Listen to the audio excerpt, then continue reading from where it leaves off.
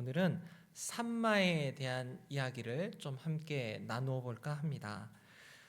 8월 한 달은 이제 홀리라이더라는 큰 주제로 말씀을 나누고 있는데, 여름에 정말로 더웠지 않았습니까? 예, 막 40도가 넘어가기도 했다는데, 지금 우리 민영이도 왔지만 그 야구 경기할 때 지열을 재보니까 62도까지 올라갔다고 합니다. 정말로 그런 온도 속에서 우리 자녀들도 열심히 또 야구하고 또 학업도 감당하고, 또 우리 성도님들도 이 무더위 가운데서도 정말로 많은 일들을 감당했지 않습니까? 그런데 정말로 이 무더운 여름 가운데 정말 이 목마름을 가지신 분이 누굴까라고 생각해 보면 하나님이 아니실까, 그런 생각을 하게 되었습니다. 정말로 이 땅에 하나님의 마음을 시원케 해드리는 사람들이 얼마나 있을까. 아니, 저는 정말로 이렇게 사역을 하면서 하나님의 마음을 시원케 해드리고 있는가, 그런 생각들을 하면서 성경을 좀 이렇게 뒤적뒤적 해봤더니, 역시나 하나님의 사람들이 하나님의 마음을 시원케 해드린 그런 일들이 있었습니다. 그래서 우리가 첫 주에는 이제 에벤멜렉에 대해서 보았고, 오늘은 이제 산마에 대해서 보게 되는데, 사실은 전체 주제 선구가 잠언 25장 13절입니다. 한번 찾아볼까요? 잠언 25장 13절을 천천히 한번 찾아보겠습니다. 말씀을 찾는 시간은 참 귀한 것 같습니다. 잠언 25장 13절의 말씀을 함께 찾아서 읽어보도록 하겠습니다. 잠언 25장 13절입니다. 같이 한번 읽어보겠습니다. 시작. 충성된 사자는 그를 보낸 이에게 마치 추수하는 날의 얼음 냉수 같아서 능히 그 주인의 마음을 시원하게 하느니라. 아멘. 여기 얼음 냉수라고 번역된 표현을 히브리어를 그냥 탁 직역해서 보면 눈의 차가움이라고 할 수 있습니다. 이걸 이제 얼음 냉수로 한 건데, 눈의 차가움. 그러니까 이 추수철의 그 뜨거운 날에 눈처럼 차가운 것이 사람의 손에 쥐어지면, 그리고 그것으로 목을 축이면 얼마나 그 사람이 시원하겠습니까? 지금 말씀을 기록하면서 솔로몬이 그런 것들을 생각한 것 같은데, 자, 이스라엘 북쪽에는 헐몬 산으로 알고 있죠. 이 헤르몬 산이 이제 해발 2,800m가 넘는 큰 산인데, 겨울마다 그 꼭대기에서 눈이 쌓인다고 합니다. 그런 산의 눈이 이제 요단강의 주요 수원이 되어서 이스라엘 백성들의 이 가정으로 들어가게 되는 것입니다. 그러니까 이스라엘 백성들의 목을 그 헐몬산에 높이 쌓였던 이 만년설의 눈이 녹아가지고 쭉 와서 이렇게 마시게 된다라는 것이죠. 그랬을 때 그 한 잔을 마셨을 때 시원함이란 이루 말할 수가 없을 것입니다. 이제 그런 것들을 생각하며 아마 이제 솔로몬이 그렇게 하나님의 마음을 시원케 하는 사람이 있을까, 그런 생각을 했던 것 같습니다. 자, 그런데 한 여름의 그 시원함, 그것은 여름 한철에 그때 뚝딱 만들어지는 것이 아닙니다. 한 겨울에 그 산꼭대기에서 조용히 쌓이던 눈이 여름의 냉수가 된 것처럼 아무도 보지 않는 곳에서 헌신하던 사람들의 수고와 땀방울이 오늘날 공동체를 살려내는 것입니다. 우리 교회 안에도 아무런 대가 없이 자신들이 맡은 일을 감당하고 이렇게 수고하며 이렇게 헌신하는 분들이 계신데, 그런 분들 때문에 교회 안에 많은 분들이 여름날 냉수처럼 시원한 이 에어컨의 바람을 누리고 이곳에 앉아 쾌적한 환경에서 마음의 큰 근심과 걱정 없이 말씀을 들을 수 있는 것입니다. 여러분, 떼학볕에 40도가 넘는 열기가 가득한 야외에서 나무 한 그루 없는 허허 벌판에서 이 멤버가 그대로 예배를 드린다고 생각해 보세요. 그리고 저는 눈치 없이 한 50분을 막 이렇게 한 1시간을 여러분 이 정도는 들을 수 있잖아요 그러면서 막 하면, 여러분의 표정이 지금처럼 웃고 계실까요? 아니면 이렇게 보실까요? 좀 믿음이 있으시니까 그래도 한 49분까지는 견디실 것 같은데, 한 50분이 되면 너나 나나 할 것 없이 막 땀이 비 오듯 흐르고, 그러면서 진짜 안 끝내주나, 이런 마음이 들 것입니다. 그런데 얼마나 환경이 좋습니까? 그렇죠? 너무나도 시원하고 쾌적한 환경에서 그러니까 한 2시간도 말씀을 전할 수 있을 것 같습니다. 그런데 그러면 안 되겠죠? 네. 지난주에 이제 우리는 이렇게 하나님의 공동체를 아름답게 세워가는 사람, 이 에벤멜렉에 대해서 우리가 보았습니다. 자, 오늘은 2번째 라이더를 만납니다. 이 사람은 지난주 에벤멜렉과는 상황이 좀 다릅니다. 뭐냐면 에벤멜렉은 위기의 현장으로 달려간 사람이었는데 반대로 지금 오늘 산마는 모두가 떠나는 자리에서, 모두가 막 도망치고 떠나는 자리에서 반대로 달려가는 것도 아니고 그냥 반대로 서 있는 것입니다. 우리가 배달은 2가지가 있는 것 같습니다. 하나는 실질적으로 어떤 사람에게 배달 음식을 가지고 가서 전달해 주는 것입니다. 그리고 하나는 뭐냐면 받아서 그걸 잘 지키고 있다가 다른 사람에게 주는 것입니다. 저는 이렇게 배달의 과정이 2가지가 있다고 생각하는데 어떤 의미에서는 잘 지키는 것이 참 어려운 것 같습니다. 누군가 맘먹고 뺏으려고 온다면 뭐 칼이라도 들고 뛰어온다면 아니 제 앞에 치킨이 하나 있는데 누가 칼을 들고 와서 야 내놔 그럼 제가 저 치킨이 너무 좋아서 안 돼요 라고 하겠습니까? 드세요 하고 도망가지 않겠습니까? 지킨다는 것은 사실은 쉽지 않은 일입니다. 제가 치킨 얘기를 들었지만 사실은 지켰다가 누군가에게 전달해주는 이 배달의 일 정말 만만한 일이 아니죠. 자, 오늘 이런 내용들을 잘 머릿속에 가지고 계시면서 본문을 한번 하나씩 이렇게 열어보도록 하겠습니다. 자, 11절과 12절을 다시 한번 읽어보겠습니다. 오늘 본문 11절과 12절을 다시 한번 읽어보겠습니다. 시작. 그 다음은 하랄 사람 아게의 아들 삼마라 블레셋 사람들이 사기가 올라 거기 녹두나무가 가득한 한쪽 밭에 모임에 백성들은 블레셋 사람들 앞에서 도망하되 그는 그 밭 가운데 서서 막아 블레셋 사람들을 친지라 여호와께서 큰 구원을 이루시니라. 아멘. 2절뿐입니다. 이 삼마에 대해서 이야기하는 부분이 이 2절뿐인데 이 2절 안에 굉장히 많은 정보들을 주고 있습니다. 먼저 그를 성경은 하랄 사람 아게의 아들 삼마라고 소개하는데 하랄 사람이라고 하면 일반적으로 산지 출신, 그러니까 험악한 사막 출신, 그런 지방 출신이라는 뜻으로 이해하시면 됩니다. 정확히 어느 지역인지 알 수 없지만 성경이 그를 왕궁이나 이름난 도시 출신으로 소개하지 않고 아버지의 이름과 출신지 하나로만 이 사람 거칠게 살아왔어 이렇게 이야기를 해주는 것 같습니다. 그리고 오늘 우리가 보는 이 전투 이야기도 성경에 딱 2절로 기록이 되어 있는데 그가 어떻게 살아왔는지 가족이 몇 명인지 그런 거는 써있지 않습니다. 자, 펼쳐진 말씀을 하나씩 살펴보면 11절에 녹두 뭐라고 써있죠? 녹두. 네, 여러분 녹두나무가 있습니까? 없습니까? 녹두나무가 있습니까? 없습니까? 이렇게 막 오래 생각하실 필요 없습니다. 네, 있습니까? 없습니까? 있습니까? 없습니까? 네, 녹두나무 보신 분 있나요? 네, 제가 이렇게까지 얘기할 정도면 없나 보다 이렇게 하시고 네, 원래 눈치가 좀 있으면 없습니다 하실 것 같습니다. 이 녹두는 나무가 아니라 낮게 자라는 한해살이 풀입니다. 제가 그래서 또 찾아봤잖아요. 예, 정말 풀입니다. 풀 이렇게 나는. 그리고 원어를 찾아보면 이게 녹두나무로 번역이 됐는데 아다쉼이라고 하는데 정확하게 뭐냐면 렌즈콩입니다. 렌즈콩. 예, 렌즈콩인데 렌즈처럼 납작하고 둥글둥글하게 생긴 콩입니다.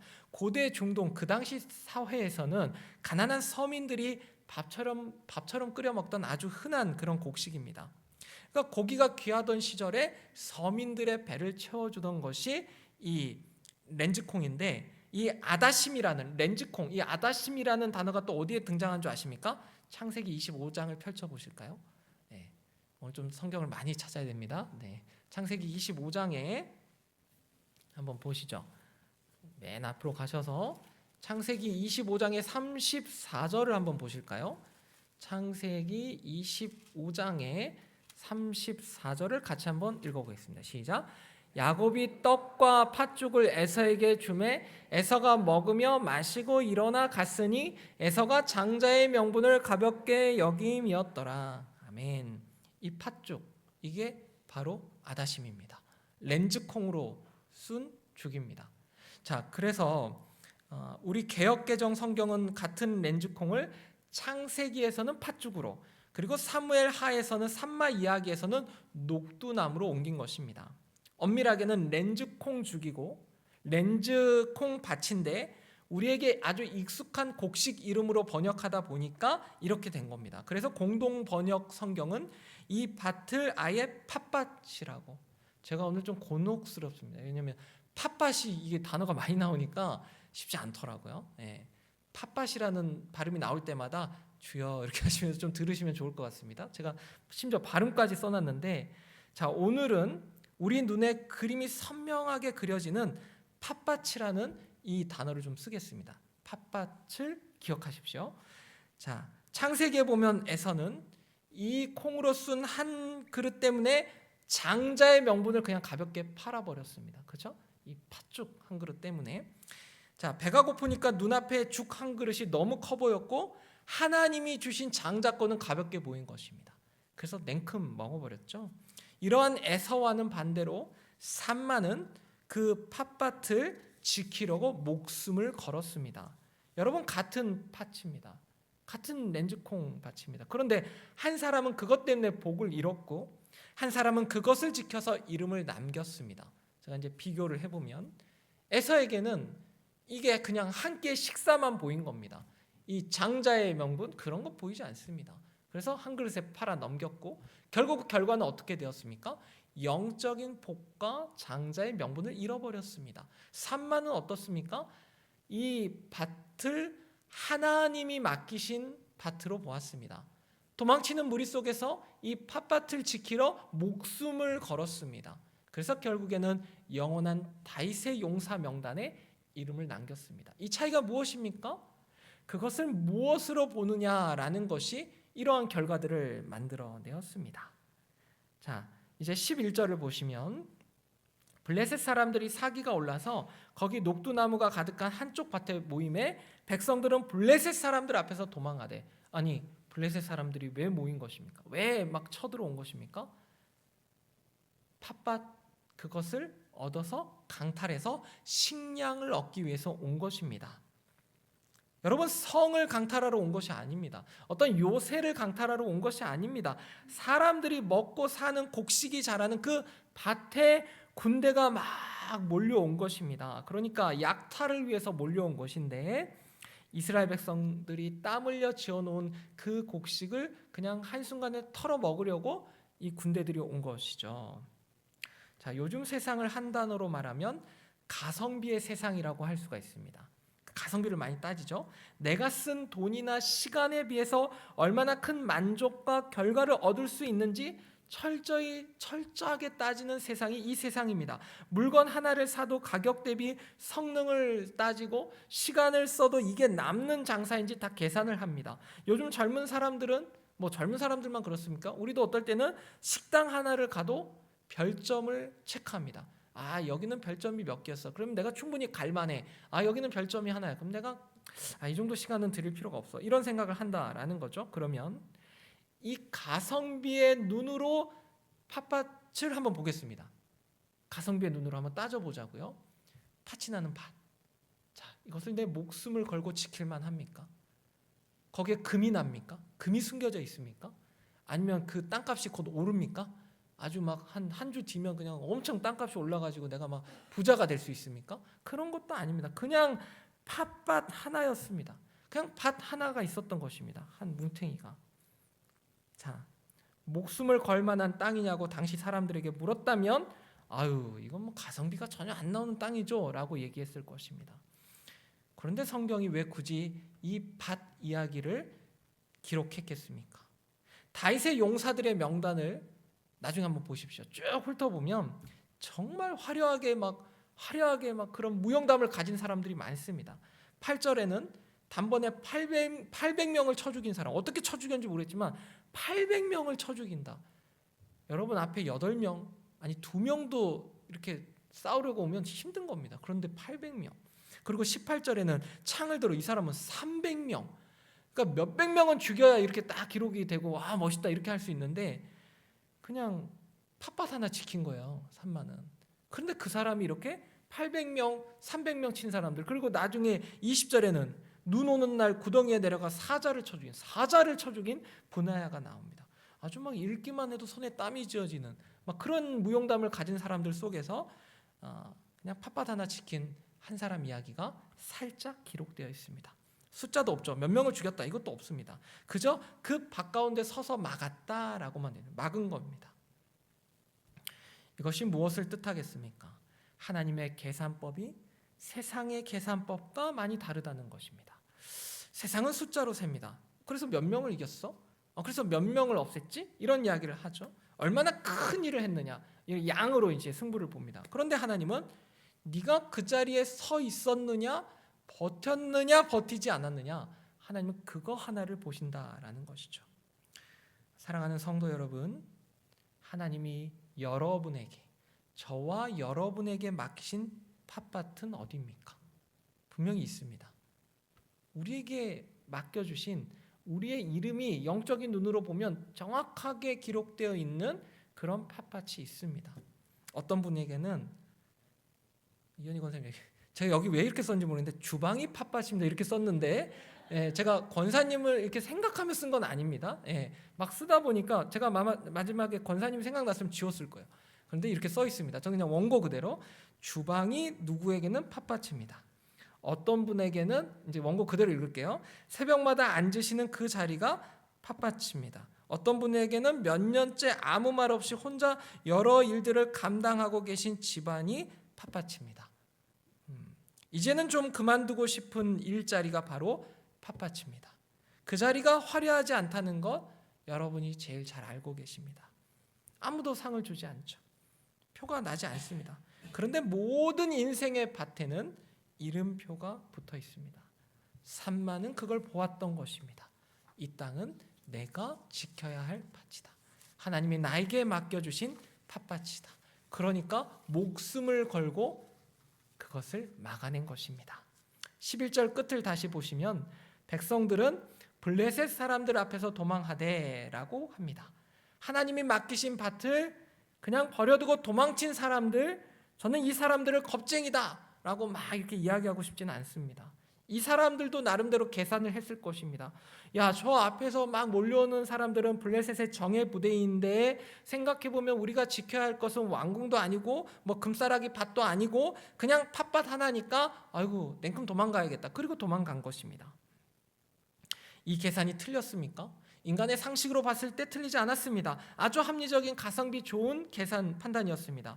우리 삶에 이런 경우는 얼마든지 있습니다. 어쩌면 어제 점심 식사를 하셨을 때도 이런 합리적인 판단을 했을 수도 있습니다. 더 나아가면 우리는 어느 순간순간 속에서 정말로 합리적인 판단, 정말 기가 막히게 내가 계산을 잘했지라고 결단한 시간들과 그 결과들을 우리가 누리고 있을 것입니다. 이만하면 됐다. 이제 젊은 사람들이 해야지. 나 하나 빠진다고 뭐가 달라지나? 몸도 안 좋은데 무리하지 말자. 이런 말을 하시는 분들도 한국 교회에 있습니다. 이걸 괜히 우리 교회로 하면 자, 한국 교회 안에서 그런 이야기들을 제가 많이 들었는데 저희 어머니도 그런 이야기를 많이 하십니다. 아유, 내가 이제 그만해야지. 이런 이야기를 참 많이 하시는데 좀 제가 잔인한 이야기를 한지 어쩐지 모르겠지만 그런 자리가 있습니다. 이제는 나는 빠지고 싶지만 하나님이 아직까지 놓아주지 않는 그런 자리가 분명히 있는 것 같습니다. 언제 빼줄지는 모르겠죠. 하나님 이제 좀 빼주셔야죠 라고 하는데도 하나님이 아니야 조금만 더 해 라고 하는 부분들이 있다라는 거죠. 그리고 적어도 수요 오전 예배 앉아 계신 여러분들이라면 벌써 몇 해 하나님과 이야기를 하셨을 것 같습니다. 올해는 빼주실 거죠 하나님? 내년엔 좀 빼주실 거죠? 어떻습니까? 그랬더니 하나님이 시원하게 아이고 수고했다 이제 그만해라 하시던가요? 제가 저희 어머니를 위해서 기도를 많이 하지만 아직 저희 어머니한테도 그런 이야기를 하는 것 같지는 않습니다. 참 이상하죠? 아직 빼줄 법도 한데 다음 세대 사람들이 좀 가서 할 법도 한데 뭐 그런 생각을 좀 하고 있습니다. 여러분 그런 생각들을 할 수 있습니다. 저는 산마도 어쩌면 그런 생각을 하지 않았을까 하는 생각도 합니다. 나이는 모르지만 그러나 산마가 또 나야? 여러분 이거 성경에 없습니다. 그런데 이럴 때마다 나네 하면서 거기서 이제 블레셋 군대가 와도 서 있진 않았을까? 이건 제 생각이고, 전쟁터에서 한 사람이 뒷걸음질 치면 패배합니다. 전쟁에서 다 막 이렇게 싸우자고 딱 섰는데 앞에서 군사들이 막 달려올 때 그냥 한 사람이 나 하나 빠진다고 그리고 탁 빠지면 어떻게 됩니까? 나 하나 빠질 때 양쪽에 두 사람도 같이 뛰어갑니다. 이게 바로 전쟁의 법칙이죠. 승리하는 군사들은 어떻습니까? 무조건 돌격하는 것입니다. 절대로 뒤로 물러서지 않습니다. 그럴 때 승리하는 것인데, 자, 오늘 산마를 보십시오. 12절을 자세히 보시면 그는 그 밭 가운데 서서 막아 블레셋 사람들을 친지라. 모두가 등을 보이고 뛰는데 한 사람이 돌아서서 도망치기 좋은 밭 가장자리가 아니라 밭 한가운데로 걸어 들어갑니다. 뭡니까? 나 목숨을 걸었다는 겁니다. 그냥 밭 한가운데 뛰어 들어가서, 그렇잖아요 여러분. 마음가짐이 이거 될까? 이랬으면 그냥 밭 가장자리 가서 되면 되고 죽으면 죽고 이랬을 텐데, 아니 나는 싸울 거야, 난 막아낼 거야 하면서 아주 전의를 가지고 가운데 딱 서게 된 것입니다. 12절에 서서 막아서 막아라고 번역된 말을 원어로 찾아보면 나찰, 이 단어는 단순히 방어했다는 것이 아니라 원수의 손에서 되찾았다, 보존하다라는 뜻으로 널리 쓰입니다. 그러니까 산마는 그 밭을 블레셋의 약탈에 내어주지 않고 건져낸 것입니다. 아주 적극적으로 건져낸 것이죠. 지난주에 에벤멜렉이 예레미야를 구덩이에서 건져냈을 때와 똑같은 상황은 아닙니다만 두 이야기는 정확히 같은 그림을 그리고 있습니다. 하나님의 소유된 백성이나 하나님의 밭이 죽음과 약탈의 소나기에 넘어가려 할 때 한 사람이 나타나서 그것을 건져냈다라는 것입니다. 모른 척하지 않고 그것을 적극적으로 건져내고 막아냈다라는 것입니다. 지난주에는 에벤멜렉이 사람을 건져냈고 이번 주에는 밭을 건져냅니다. 사람을 건지든 밭을 건지든 하나님의 것을 지켜내는 것, 이것이 바로 홀리 라이더들이 오늘날도 하는 일입니다. 다시 한번 말씀드리지만 산마라고 무섭지 않았겠습니까? 블레셋 정예 군대들이 막 밀려오는데 그럼에도 불구하고 산마는 이 밭은 하나님이 나에게 맡겨주신 밭이다, 그 사명감을 가지고 맡고 있었습니다. 제가 2주 전에 어느 소방관들에 관한 기사를 좀 읽어보았는데요. 소방관들이 화재 현장에 들어갈 때는 방화복, 안전화, 헬멧, 공기호흡기, 무전기와 여러 장비들을 함께 착용합니다. 장비 무게만 대략 20kg이 넘고 경우에 따라서는 25에서 30kg에 이르기도 합니다. 제가 PPT 준비한 거 있잖아요. 쌀 한 가마니의 3분의 1쯤을 몸에 걸치고 불 속으로 뛰어드는 셈입니다. 그런데 이 방화복의 어려움이 무엇입니까? 외부의 뜨거운 여름 막아주지만 그만큼 몸에서 나는 열과 땀은 밖으로 빠져나가기가 굉장히 어렵습니다. 그래서 실제 보도에서는 한여름 화재 현장의 방화복 안은 이동식 불가마와 똑같다라고 표현하기도 했습니다.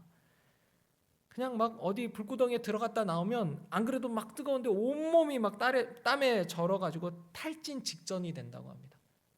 근데 그걸 감수하고 저걸 입고 불구덩이로 들어가는 것입니다. 밖에서 보면 소방관 굉장히 멋있습니다. 막 늠름하고 그 두꺼운 옷 때문에 이 안이 보이지 않으니까요. 그래서 지금 굉장히 막 소방관들이 멋있게 보입니다. 막 들어가는 모습들이. 저는 산마도 그랬을 것 같습니다. 밭 한가운데 우뚝 선 그의 모습은 참 늠름하게 보일지 몰랐겠습니다. 그런데 그 속에서 그 심장은 아마 터질 것 같지 않았겠습니까? 칼을 쥔 손이 조금은 떨리지 않았겠습니까? 겉으로 보이는 당당함과 그리고 속에서 벌어지는 싸움은 늘 다른 것입니다. 산마는 어쩌면 두려움을 그대로 아는 채 오직 하나님에 대한 믿음을 가지고 발을 떼지 않은 것입니다. 여기서 이제 다시 한번 물어야 할 한 가지 질문은 뭐냐면, 둘 다 계산을 한 겁니다. 도망친 사람들도 가성비를 따졌고 계산기를 두드렸고 산마도 계산을 했습니다. 그런데 답이 달랐습니다. 왜 그렇습니까? 이렇게 저울이 있다면 이 저울의 한쪽에는 자기 생명을, 그리고 한쪽에는 하나님이 맡겨주신 밭을 이렇게 저울질 해보다가 한쪽은 자기 생명이 중요해서 도망갔고 한쪽은 하나님이 맡겨주신 이 밭이 너무나도 중요했기 때문에 이렇게 되는 겁니다. 저렇게. 이 기준이 달랐던 것입니다. 기준이. 저는 계산을 하지 않는 사람이 믿음의 사람이라는 생각은 안 합니다. 계산의 기준이 다른 사람이 믿음의 사람이라고 생각을 합니다. 삼마는 셈이 어두운 사람이 아니었습니다. 오히려 남들이 보지 못하는 것을 저울에 올릴 줄 알았던 그런 사람이죠. 그리고 12절에 보시면 성경은 삼마가 무엇을 했다고 합니까? 서서 막아서 쳤다.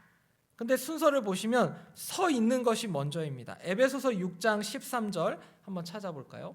성경에서 서 있으라, 서서 뭐 이런 구절들이 많이 나오는데 에베소서 6장 13절을 같이 한번 찾아보겠습니다. 에베소서 6장 13절입니다.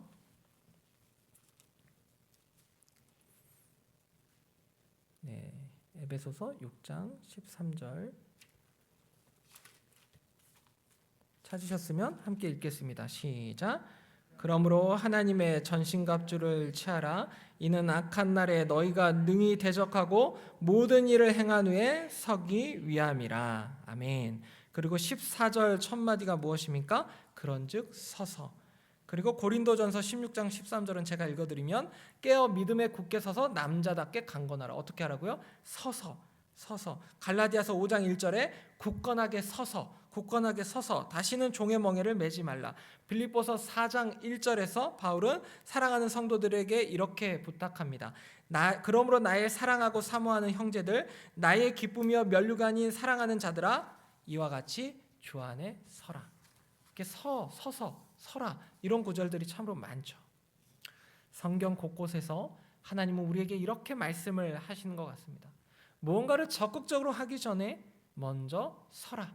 굳건하게 서 있으라. 이렇게 이야기하시는 것 같습니다. 서 있는 것이 때로는 아무것도 안 하는 것처럼 보일 때가 있습니다. 그런데 모두가 뛰어가는 반대 방향으로 서 있으려면 온몸에 힘이 들어갑니다. 그런데 흐르는 개울물에 서보신 분들은 아실 겁니다. 물살 속에 가만히 서 있는 것이 저항이 있기 때문에 그냥 걷는 것보다도 힘든 것입니다. 여러분, 사람들이 다 뒤로 도망가는데 반대를 보고 서 있는 것, 다시 말씀드리지만 진짜로 힘든 일입니다. 때로는 서 있는 것 자체가, 버티는 것 자체가 이미 큰 싸움을 시작한 징조일 수도 있습니다. 간혹 우리 성도님들 가운데 요즘 자신이 아무것도 못하고 있다고 생각하고 말씀하시는 분들이 있을 때가 있습니다. 내가 예전에는 여기저기 앞장서서 봉사도 하고 교회 일을 하면 적극적으로 나서서 동참했는데 이제는 몸이 따라주지 않고 기도도 예전만 못하고 나는 이제 교회에서 좀 뭔가 하지 않는 것 같다. 그냥 나는 좀 그런 생각이 들어 라고 말씀하시는 분이 있을지 모르겠습니다. 그런 분들께 오늘 이 말씀을 드리고 싶습니다. 이 더위에 오늘 아침 여기까지 나오셔서 이 자리에 앉아 계신 거 하나님 보실 때 그것이 바로 서 있는 것일 수도 있습니다. 산마가 밭 가운데 선 것과 마찬가지입니다. 그것으로 이미 충분한 것입니다. 버티고 지키고 인내하며 서 있는 곳, 자리를 깔고 앉아 졸면서도 버틴 그 자리를 하나님은 주목해서 보고 계십니다. 내가 조는 것을 계속 하나님 보신다는 게 아니라 내가 졸면서까지도 기도의 자리와 어떤 헌신의 자리를 그냥 지키고 있는 것만으로도 하나님은 대단하다, 너 참 고맙다 라고 해주실 때가 분명히 있다라는 것이죠. 물론 우리 다 알고 있죠. 하나님이 주목해서 보신다고 무슨 상이 갑자기 내려온다거나 어떤 가정에 좋은 일이 갑자기 막 몰려온다거나 또 그런 것은 아닌 것 같습니다. 여러분 오늘 본문에 보십시오. 산마가 팥밭을 지켜낸 뒤에 어떻게 되었습니까? 다시 그를 불렀습니까? 뭔가 막 큰 상을 그가 받았습니까? 막 백성들이 돌아와가지고 우린 도망쳤는데 당신은 버텨줘서 지켜줘서 고맙다고 그런 인사치레를 받았습니까? 없습니다. 성경은 그저 여호와께서 큰 구원을 이루셨다고 한 다음에 다음 이야기로 후다닥 넘어가 버립니다.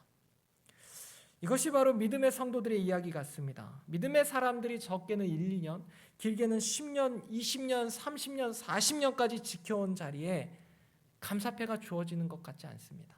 뭔가를 내가 교회에서 혹은 가정에서 오랜 시간 많은 일들을 감당했지만 사람들이 다 나에게 와서 당신이 이 자리를 지켜주셔서 고맙다라는 이야기 하지 않는 것 같습니다. 혹시 그러면 서운하십니까? 내가 지켜온 자리에 누군가 그걸 알아주지 않아서 혹시 서운하십니까?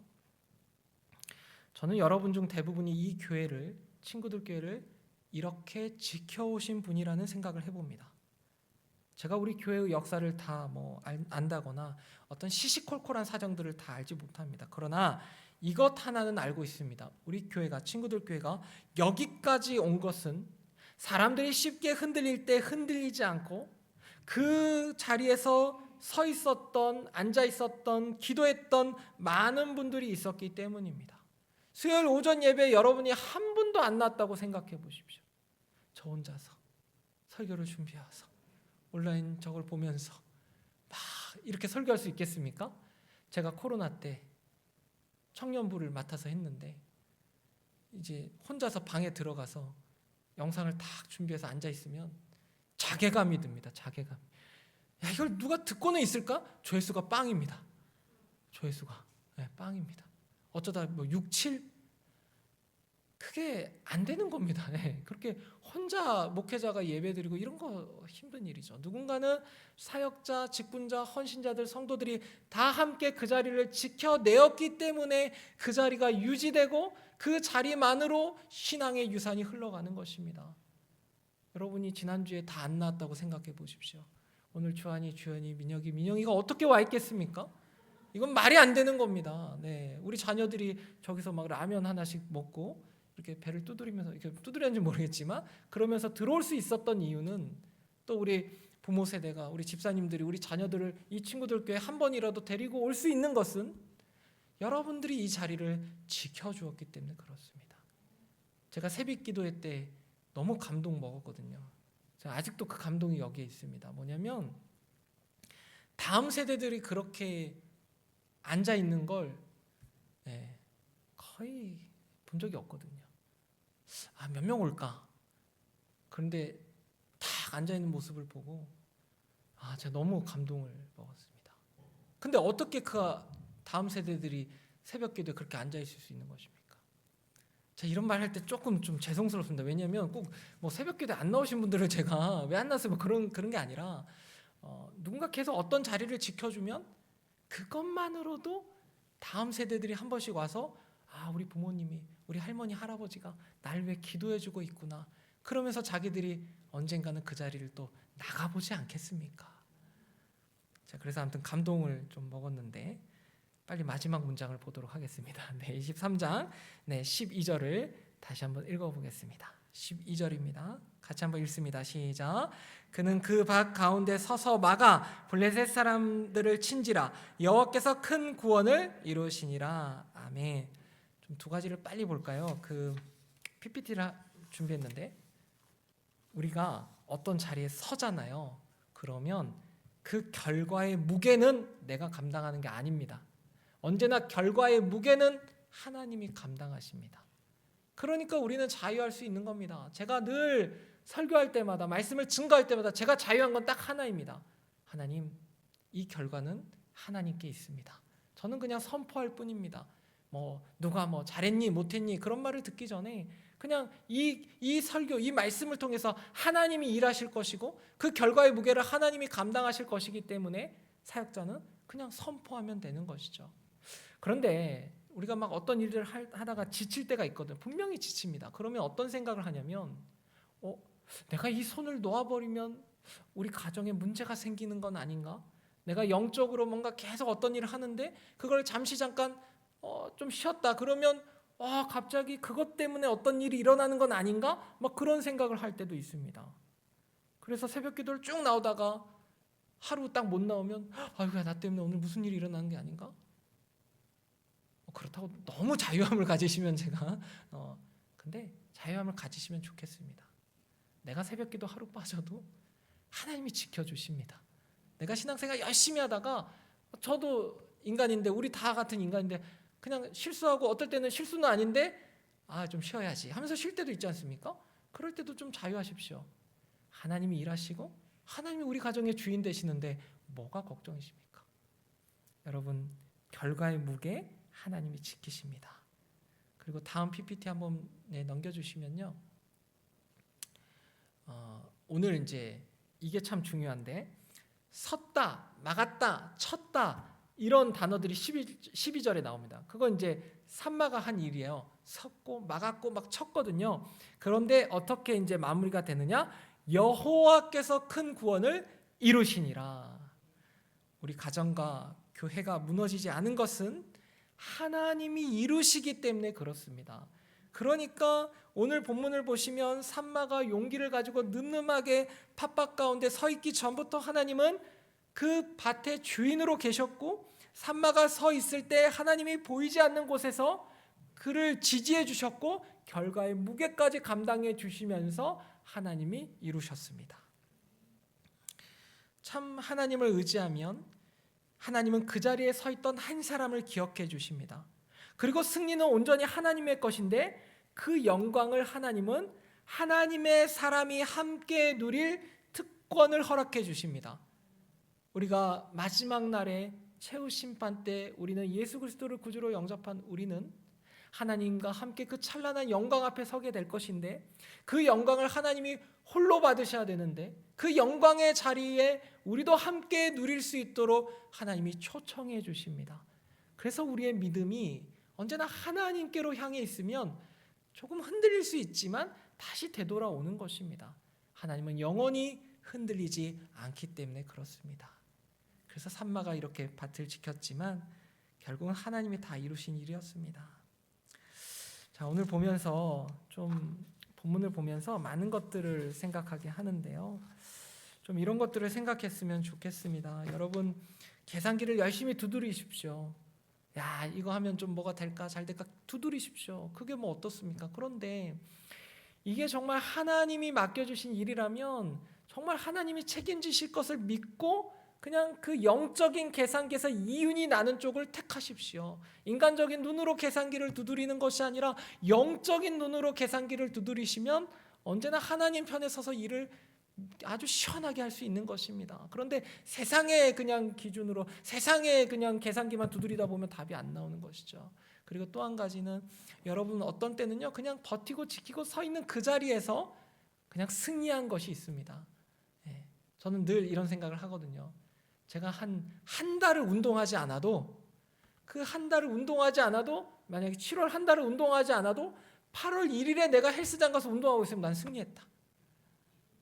여러분 이걸 어떻게 생각할지 모르겠지만 저는 그렇게 해왔습니다. 뭐 평생 다이어트 하는 거잖아요. 저는 2달을 뭐 교회일 때 바쁘고 뭐 해서 2달을 쉬어도 뭐 5, 6월 쉬고 7월 달에 뭐 헬스장 가면 철봉 딱 매달리면 내가 위너다.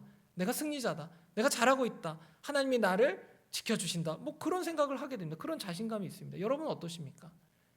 그래서 운동을 막 2-3달 쉬시라 뭐 그런 얘기는 아니고 저희가 정말로 여러분들 너무 귀하신 분들인데 우리가 다 함께 정말 늘 하나님을 바라보면서 그 산마가 그렇게 서 있을 수 있었던 이유를 다시 한번 생각해 보시고, 그리고 남은 하루하루의 시간 동안에 정말 하나님께 결과의 무게까지 맡겨드리면서 힘차게 영적인 일들을 정말 잘 감당해서 이 무더운 여름에 하나님의 마음을 시원케 해드리는 저와 여러분 되시길 주님의 이름으로 축복합니다.